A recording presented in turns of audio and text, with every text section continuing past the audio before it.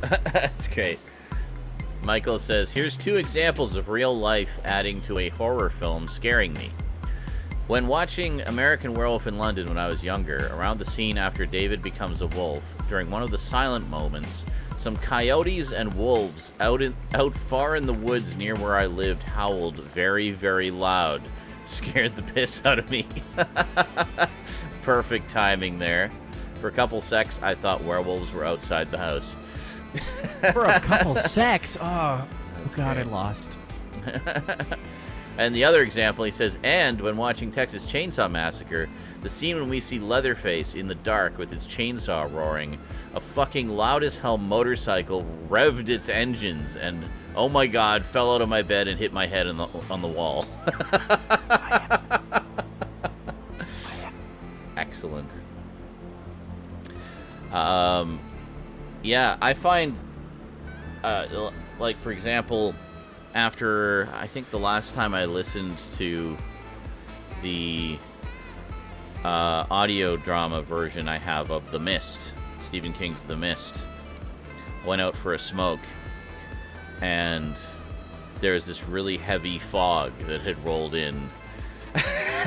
It's like, oh God. Because I found it more funny than scary, of course, because I wasn't a kid, but it's like, well, that's perfect I'm gonna timing. be real with you. Yeah. Yeah. I haven't seen much good horror films ever. Really? Are you... Never seen the Chainsaw Massacre, never seen The Mist. Wow. Are you too scared? You know what's the thing is, I was traumatized in my teenage years Uh-huh. by being I was too afraid of that kind of stuff, but now that I'm an adult, that stuff doesn't scar me anymore. No, of course not. So I never really got back into it, and I really want to. So my question is, Well, what you do should. you recommend in terms of horror films? Because I think this October I'm going to binge some horror films. Because I really want to get into them. Well, I mean, I think it's good to watch kind of the modern classics. They're, you know, you're so into the 80s. I mean, the 80s was a great era for horror films. I'd say, at least watch the first of, watch the first Nightmare on Elm Street, because that's the scariest one. Watch the first Halloween, because that's the scariest one. I'd say, and if you want sequels as well, I'd say watch the first and third Nightmare on Elm Streets, because they go together really well. Watch the first 2 Halloweens, because they go together really well. Okay. And the first 4 Friday the 13th, because it's all one continuing story through those, and it's really good. A lot of fun. And then as far as one-offs, obviously stuff like The Thing is just an all-time great.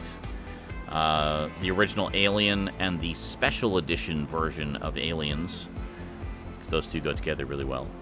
So don't worry about any theatrical cuts. Just get the special edition. Generally speaking, yeah, most of them are only theatrical cuts anyway. But Alien 1 and then Aliens. Aliens, the special edition. My preferred is the theatrical cut of the first one, the special edition of the second one, which I just feel is a much more complete story. And Aliens is the second one? The second one, yeah. Okay. See, these are all things that I've just avoided because I was too Michael suggests the original Exorcist. Oh my gosh, I'm a little child. The original Exorcist is really good. The original Child's Play is just so much fun. That's a really good movie. Night of the Living, I'd say the original Night of the Living Dead and the original Dawn of the Dead, both fantastic movies. The original Texas Chainsaw, of course, that's classic. I'm making a list as you're saying. So. There's a lot of good stuff. Have you seen American Werewolf in London? Night of the Living and Night of the Living Dead. What? Night of the Living Dead and Dawn of the Dead, the 1978 one. Okay. Yeah. There's a few different cuts of that. I'd say just go with the theatrical cut. It was George Romero's preferred cut. And you said, have I seen what? American Werewolf in London. We were talking about it earlier. No, I haven't. See that one. What is it called? American Werewolf in London. American Werewolf in London. Yes. Okay. It is a proper horror comedy, but It's not the kind of comedy where it's like set up, joke, punchline, slapstick, zaniness. No, it's just kind of naturally funny because the characters are very true to life, like how people are and how they talk to each other and stuff and react to strange shit going on. And the humor comes out of that. It's very, very good. Also has what I think, we were talking about this earlier, is not only just fantastic makeup and practical effects, but easily one of the best werewolf transformation scenes ever committed to film. Like, ever. Really? Yet to be topped. Okay. So, yeah. You mean Teen Wolf didn't do a good job? I'm just thinking what else I can recommend to you. There's... that's a lot. I mean, that's a lot for 1 month's worth of content, horror... So. My horror shelf is fully 1/4 of my entire collection. That's crazy. Okay, Well, I mean, I don't know, like, cause like, I mean, I feel like I was traumatized by those like really shitty online screamers back in the day, where like I was like 13, Internet 12, or- 13, yeah. 14, where like the internet would be like, oh, like clickbait crap, and then it would Yeah. scare me. Yeah. Like that So- shit just made me steer clear from all Yeah, like I horror mean, content. I don't know- entirely. So like. Like, I don't know how scary you'll find them, but I'm sure you'll find them entertaining. Like, you'll enjoy them. Oh no, I hope 'Cause they're all so. Because good. I've steered clear of it. Like And I'm sure some of they're them- good, and I don't think You know? I'll feel the same way as I used to about horror content. So that's kind of why Yeah. I want to open up to it. Actually, yeah, 007 suggests The Shining is a really good oh, one. dude, I've seen The Shining somewhat recently, and it's Yeah. so good. It's really I good. love that film. If you liked I The love that Shining, check out the and I recent... feel like that's more like a thriller. Like a thriller Kind horror. of, but I mean, it's got supernatural elements to it. But yeah, that's true. but- got a lot of underlying tones. if you to it. liked that, also check out Doctor Sleep, the recent Okay. follow-up to it, and specifically the director's cut, the 3-hour cut, because it just takes you on a fucking journey. It's amazing. Okay. And also, actually, for more recent stuff, It, the recent version of It, is really, really good. The 2-part adaptation. Oh, is it 2 parts now? It's 2 parts. Okay. Yeah. The second part just came out recently. Okay. Yeah, the original Night of the Demons is fun. I haven't seen any of the sequels, but I really like the first one. It's good 80s-ness. And if you want to, like this is notepad open, And I if just you- type in all this shit. and if you've never seen Italian horror before, the one I recommend to get your feet wet would be the original Suspiria by Dario Argento. It's a beautiful... Suspiria? Suspiria, yeah. It's a beautiful looking film, and it's just a frickin' mind trip of supernatural Ooh, I love games craziness. like that. Or I'm sorry, I love films in content that's like that. It's really good. Yeah. So I don't know how much you have on the list now, but probably quite a bit. I probably have about an entire October's worth of free There you time go. to watch. So you got a minute. Like So that'd 1, be a 2, good 3, 4, 5. that'd be a good kind of crash course in sort of classic and mostly modern classic horror. That'll kind of give Give you me 18 film suggestions. By the way, 18 including Friday the film 13th, 1 through 4. So we just need 13 more to make it a full 31 for all of October. There you go. I don't know if I have enough time for that, but hell. Creep Show. Check out Creep Show, the original Creep Show. It's an anthology horror that was basically a love letter to the horror comics of the 50s, and it's a lot of fun. Okay. And a good follow-up to that would be Trick or Treat, one that Michael just recommended, which is a recent anthology horror film set in and around Halloween season, so it's a good seasonal one, too. It's a lot of fun. Yeah, I have a lot of parenthesis original because you tend to say original a lot, and there's a lot of remakes of. There's a these lot of films, remakes, apparently? yeah. Okay. There's some that are good, like the Dawn of the Dead remake was really good. The Suspiria remake was really good, but they're also very different. It's best, I think, to experience the originals first. Gotcha.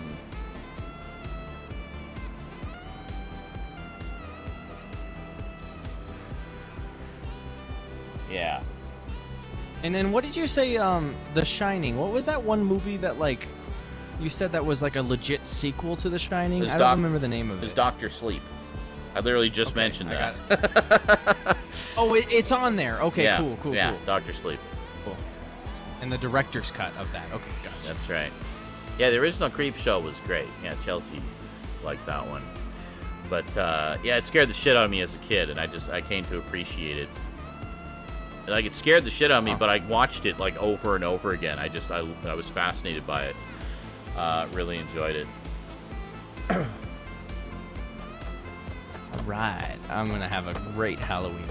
That's some good stuff. That's some good stuff. That'll give you a good primer for a lot of stuff, Good, and then we can start easing you into some of the more obscure titles. I'm down, man. I mean, Yeah. I just feel like there's so many films that I've missed out on that I haven't gotten around to seeing. Sounds like it. Well, and a lot of that's 80s know, as well. A lot of those are from the 80s, so it'll, I know what a big general right up my alley. 80s guy you are. So, yeah. It's good stuff. Yeah, the original Hellraiser's a good one as well. That's good. Clive Barker mixing sex and body horror. And it's good and proper disturbing. Deservingly disturbing. Deservingly disturbing. Disturbing. Right. It's very disturbing. 28 Days. Oh, and Dawn of the actually, Dead you're all about analog video and 80s stuff. Videodrome by David Cronenberg. That's like one of the Videodrome? original body horror films, and it's all centered around analog video. Like, it's right up your alley. Videodrome. Videodrome. Okay, let me look.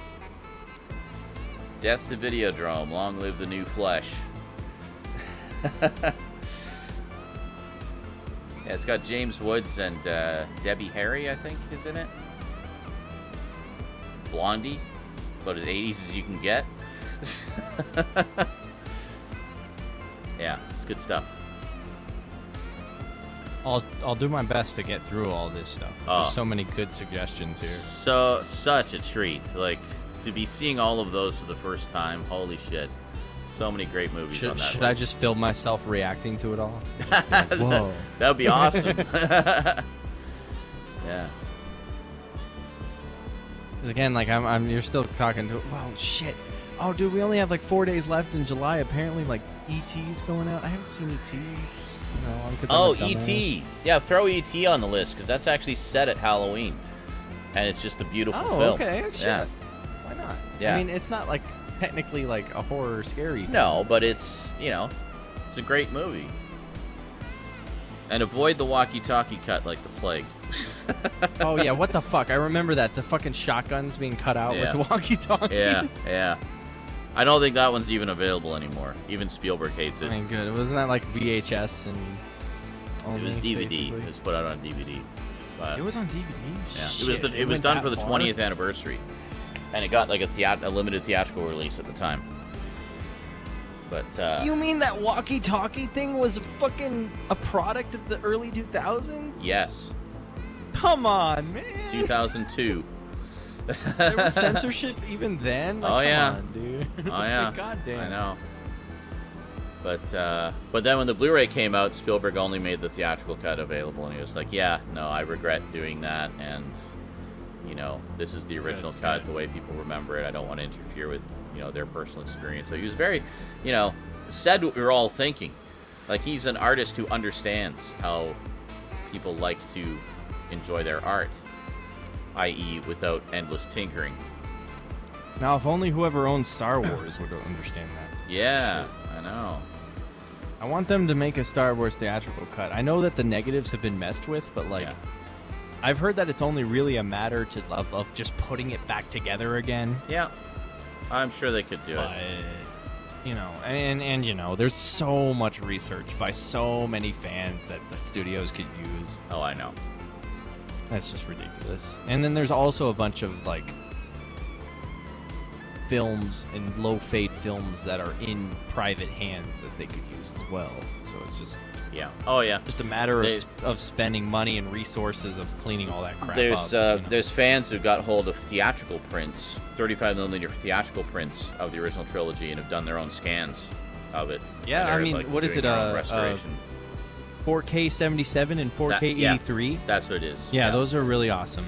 Yeah. I really appreciate the people who it's took like the time if the and studios the money won't, in doing that. the fans will. They'll find a way. You know, they don't seem to understand. Like, this is money on the floor. Just give us the theatrical cuts in high def. We will buy the them. despecialized edition by Harmy. Yeah, and there's that too. It's pretty good. Alrighty. It really depends on what you're looking for, because like 4K 77 has more like that grainy look to it. Yeah. While the despecialized edition is more like a cleaned up version that uses the Blu-rays as like a base. Yeah, for most of it. You know, right. Okay. Alrighty. Let's go shoot people in the face. Now that we got Analog's Halloween all sorted out. Shit. Yeah. October's gonna be a good month for me. Hell yeah. Glad I could help. Thank you.